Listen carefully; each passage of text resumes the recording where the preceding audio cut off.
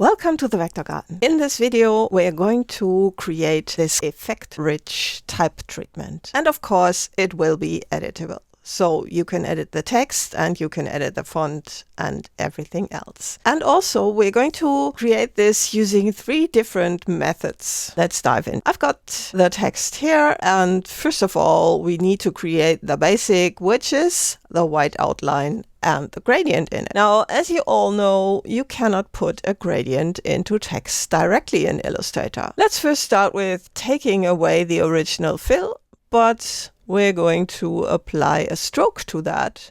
So I'm going to put the stroke directly onto the letters like this.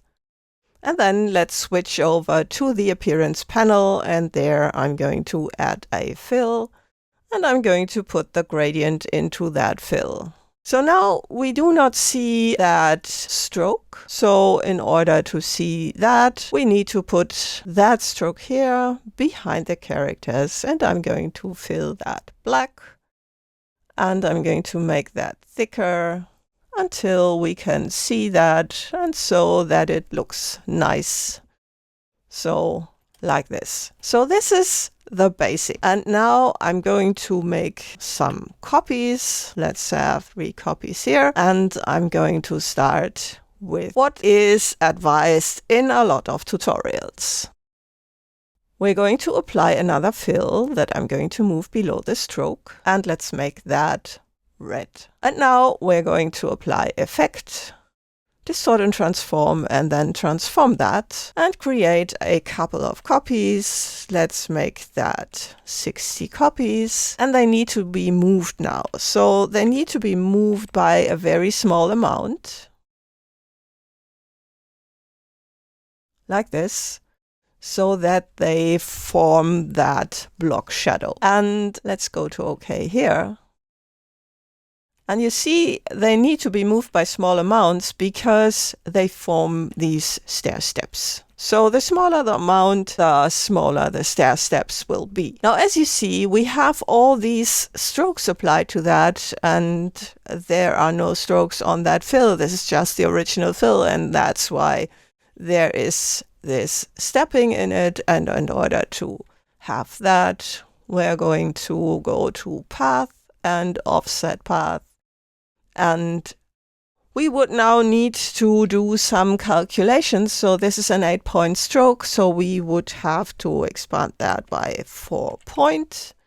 And then it should be the same like that. Let's go on OK. And maybe I'm going to make that a little smaller. I'm going to just make that 3 point, or maybe even 2 point, because I want to put another outline around that. And for the next one, I'm going to use another fill. So let's duplicate this, and then let's make that black. And this one needs then be 4 point like this. And you see now we've got all these outlines around that, and everything is covered. Now, to improve that result, what we could do is take this after the transform effect, which creates all these copies. We can introduce Pathfinder Add, and this then will combine all these copies. And we can do the same down here,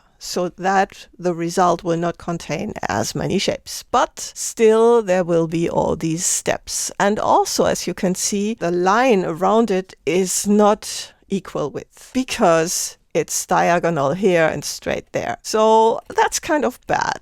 Now, that can be controlled in a different way. So in order to fix that, what we would have to do is create it differently. So I'm going to delete it from here. And now, in order to get that outline around everything, what we can do is group this. So we need another level in the hierarchy, and I'm going to group that. And then we're going to apply a stroke to that group. And that stroke has the effect Pathfinder Add, and then we have that stroke going around everything. What we would still need to do here is adjust some of these things here. So in order to get that, I'm going to go into there again, and let's take a look at this and have this in 4 point.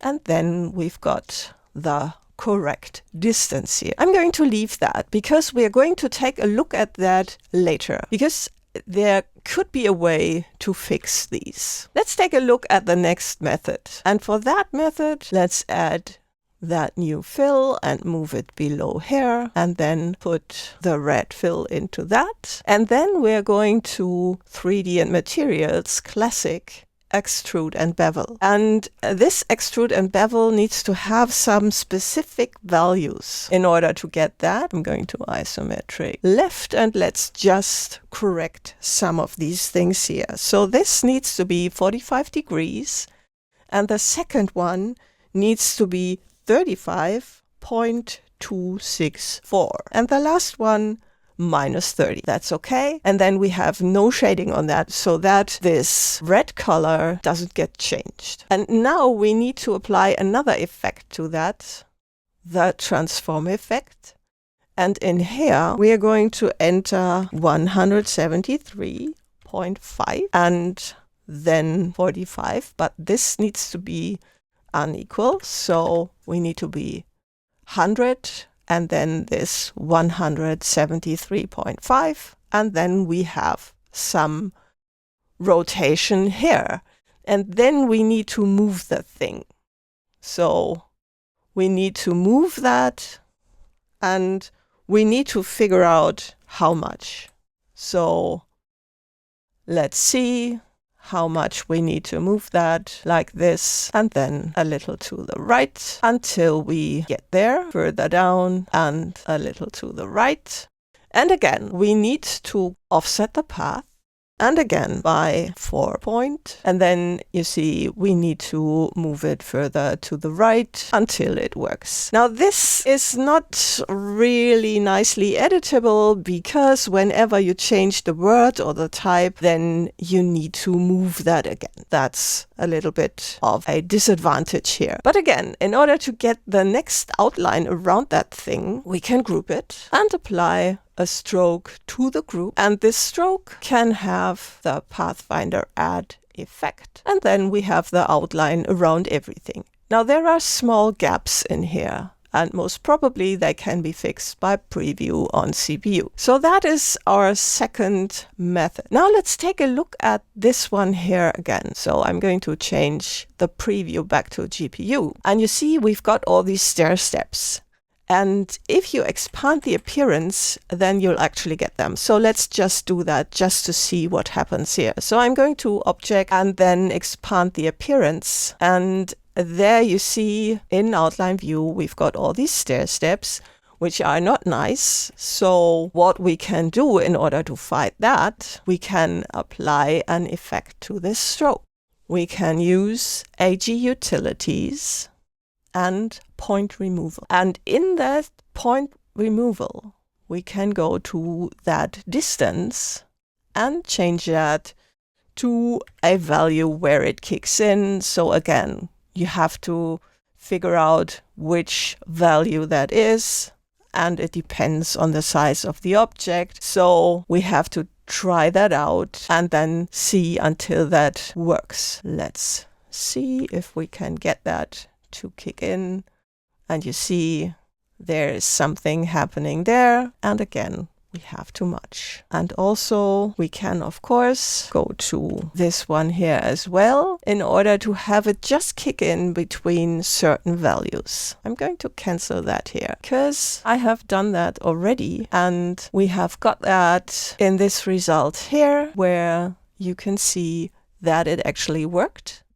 Let's take a look at that, and you see this is how it's set up. So it depends on the size, but this is a plugin effect. And if you have that plugin, then you actually have a better way to build the whole thing from the beginning. So let's do that again, and let's apply the next fill. So here we've got the red fill, and to that we can apply the AG Blockshadow effect. What you need to adjust is the length of it. And again, we need the offset path here and change that to 4 point, and that's it. The only thing we still need is another stroke. So I'm going to duplicate that stroke here and choose that and apply another AG Blockshadow. But as you can see, I cannot apply that. But what I can do is just take it from here and duplicate it. But it has become black here. So what we need to do is apply another Pathfinder effect, the add effect. And it has to be applied after the AG Blockshadow. And then we have to adjust that stroke width. And again, we have to use some offset path and adjust that until this matches what we need. So those were the 3 methods to create this stylized text.